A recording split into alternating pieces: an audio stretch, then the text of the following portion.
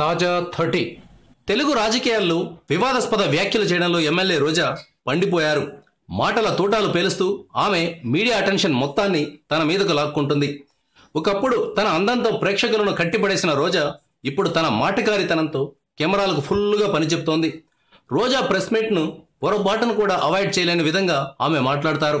రీసెంట్గా నంద్యాల వెళ్ళినప్పుడు రోజా మంత్రి భూమా అఖిలప్రియ గురించి మాట్లాడారు. కట్టుబొట్టు లేకుండా చుడీదార్లో తిరుగుతూ తెలుగు సంప్రదాయాలను అఖిలప్రియ తుంగలో తొక్కుతోందని రోజా విమర్శించారు. రోజా వ్యాఖ్యలపై అఖిలప్రియ చాలా హుందాగా స్పందించారు. వ్యక్తిగత విమర్శలకు తాను స్పందించనని, ప్రజా సమస్యలపై ప్రశ్నిస్తే స్పందిస్తానని చెప్పారు. అయినా ఈ రోజుల్లో చుడీదార్ అనేది చాలా కామన్గా మారిపోయింది.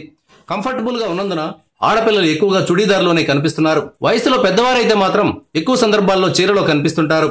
అయినా అఖిలప్రియ చుడీదార్లో కనబడడం వల్లనే తెలుగు సంప్రదాయం గంగలో కలిసిపోతే మరి రోజా కనిపించే టీవీ షోల్లో అడ్డదిడ్డమైన అసహ్యమైన పనులు చేస్తుంటారు. మరి వాటి గురించి రోజా ఎప్పుడు ఎక్కడ మాట్లాడరు. ఆమె తనకు కావలసిన విషయాల మీద మాత్రమే స్పందిస్తుంది. అఖిలప్రియ మీద రోజా చేసిన వ్యాఖ్యలతో ఆమెపై విమర్శలు వచ్చాయి. దీంతో రోజా చుడీదార్ కాకుంటే నైటీ వేసుకుని తిరగమని చెప్పండి, నాకేంటంట అంటూ కామెంట్ విసిరారు. ఈరోజు అఖిలప్రియ చుడిదార్ కట్టుకున్నా నాకు అభ్యంతరం లేదు, నైటీ వేసుకున్నా నాకు అభ్యంతరం లేదు.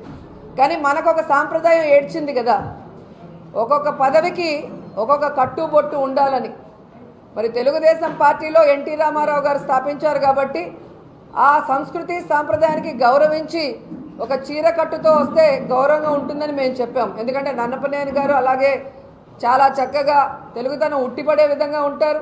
రేణుకా చౌదరి గారిని మనం చూసాం, జయప్రద గారిని కూడా చూసాం. సో పార్లమెంట్కి కానీ అసెంబ్లీకి కానీ క్యాబినెట్ మీటింగ్లకు వెళ్ళినప్పుడు దానికి తగ్గట్టు హుందాగా ఉండమని ఒక పెద్దరికంగా చెప్పాను. ఇష్టం లేకపోతే నైటీ వేసుకొని వెళ్ళమనండి. ఈరోజు విలువల గురించి ఇంత మాట్లాడుతున్నారే తెలుగుదేశం పార్టీ వాళ్ళు, మరి విలువల గురించి ఎందుకు మాట్లాడరు?